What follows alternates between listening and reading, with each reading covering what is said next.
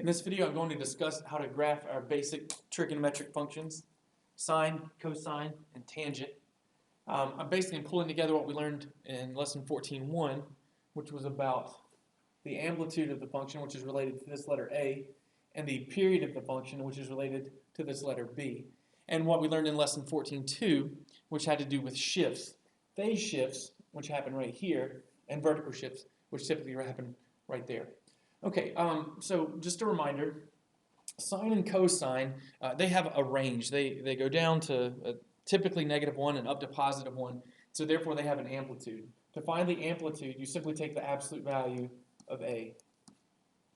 Tangent frequently has a number in front of it as well. However, it has no amplitude because it increases and decreases without bound at different points. So no amplitude there. The B, like I said, is related to the period of the function. That is how long or how many degrees or radians it takes to complete an entire cycle. The way we find the period of sine and cosine is we take a standard period, a normal cosine or sine function has 360-degree period, and we divide that by the absolute value of this number that's directly in front of theta or t or x, whatever our independent variable is. So we're going to divide by the absolute value of b. Tangent is similar, except that its period is typically not 360, but rather 180. And so to find its the period of a transformed tangent function, we have to divide 180 again by the absolute value of b. Okay, and for all three of these, the h and the k has the same effect. Essentially, with the minus h, it's going to go h to the right, and then this extends to tangent as well. Now, if we have a negative h, this is going to appear like theta plus h, and therefore it's going to go to the left. With the k out here, it's going to go k up. It's going to translate, I should probably say that, it translates. These are our shifts. H to the right, k up. And obviously if k is negative, if I have minus something here, then it's going to move downward. Because it translates k up or k down, our midline, that is to say the line about which our cosine or sine functions oscillates, is going to be y equals k, whatever that happens to be. And just a reminder, when moving to the right or the left, this is called the phase shift. All three of our functions have phase shifts. The translating up is called a vertical shift. All three have vertical shifts. However, the midline is kind of only a sine and cosine thing.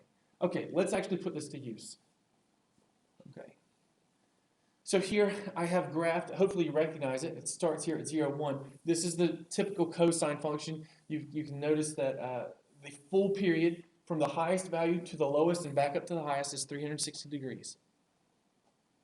I'm transforming it in several different ways, however. First, you'll notice a 2 out here, so the amplitude is going to be 2. So in this case, the original midline is the x-axis, which I've traced here.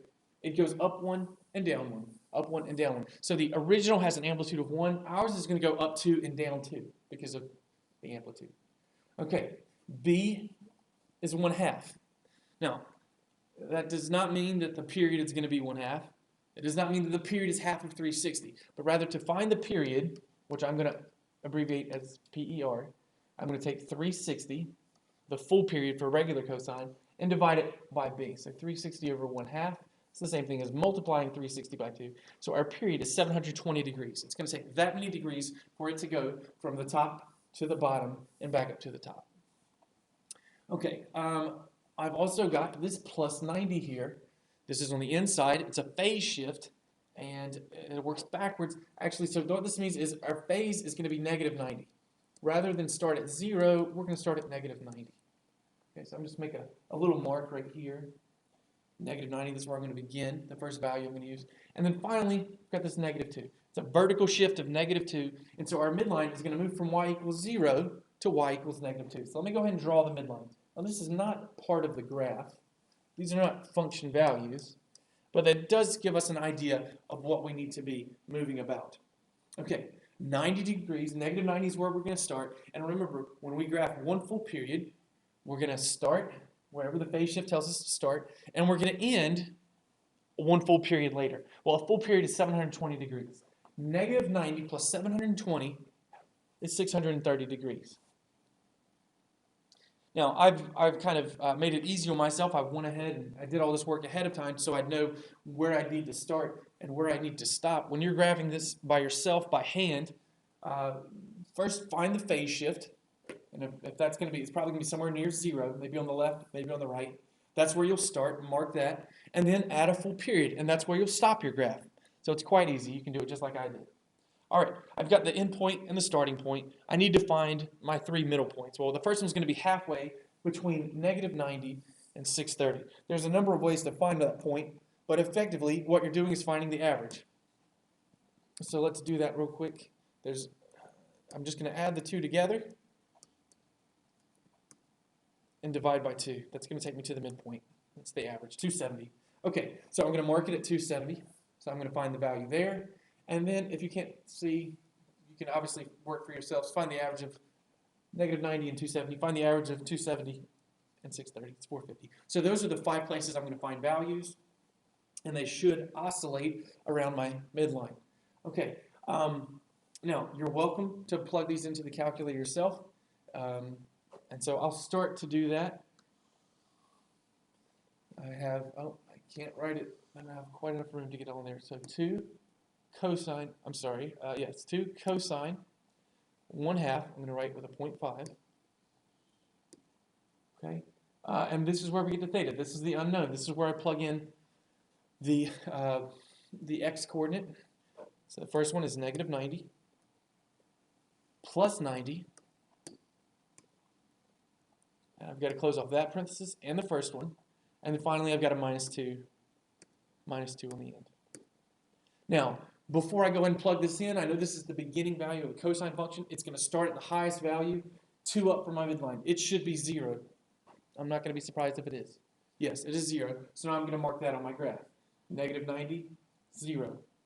Now, you can look at our parent function here, the regular cosine, and that's full period. If I start at the highest value, the next important place is going to be where it crosses the midline. So I'm expecting the next one that I figure out to equal negative 2, the midline. And this time, instead of negative 90, it's positive 90. I'm going to write 090 so it's easy next time. Yes, it's going to be negative 2, so at 090, negative 2. And again, the cosine continues to go down. It reaches its bottom at the middle point, so I'm expecting it's going to be 2 below the midline at negative 4. Let's make sure. So instead of positive 90, I'm going to be evaluating here at 270. 270. Hit enter, and yes, now it's at the lower value. Okay, in the interest of time, I'm going to skip plugging the other 2 in the calculator, but you could easily see that 450 is back at 0 and 630 is back at the original again. So I'm going to draw this guy. Nice curve. That's pretty good. Okay, I see that the amplitude is 2. See the midline is negative 2. You get that phase shift that takes our original and moves it back 90, and then our period. This 1/2 B causes the period to stretch out to a full 720 degrees.